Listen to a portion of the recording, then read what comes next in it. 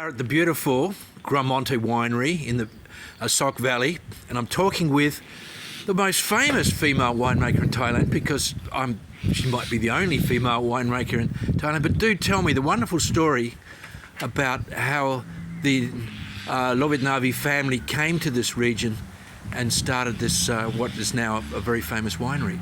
So my parents started planting vines here in 1999, and we started quite small, so only 2-3 hectares, and started making a little bit of wine.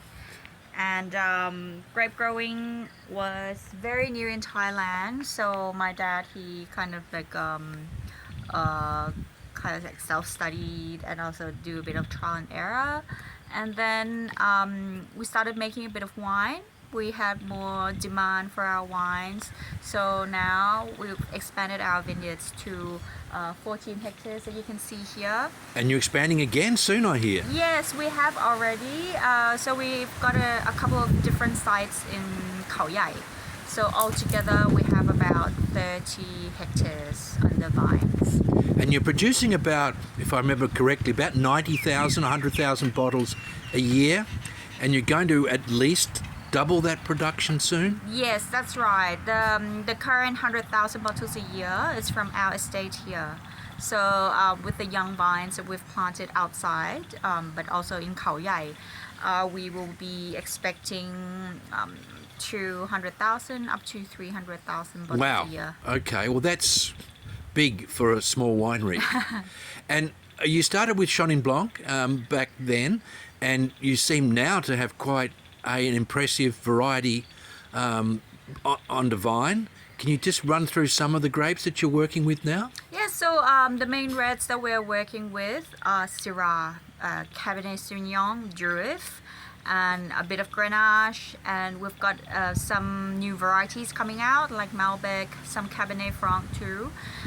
For the whites, Chenin is our main white variety, as well as Viognier, Verdelho, some Semillon, Sauvignon Blanc, and we have like Marsanne and Roussanne too, and other new varieties coming up.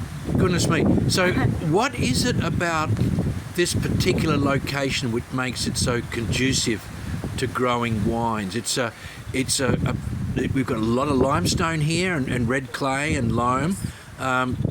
Is that a perfect thing for wine? Yes, Khao Yai is a good region for wine. It's a combination of soil and climate. As you can see, I'm wearing a jacket because it's actually It is cool, isn't it? Cool here.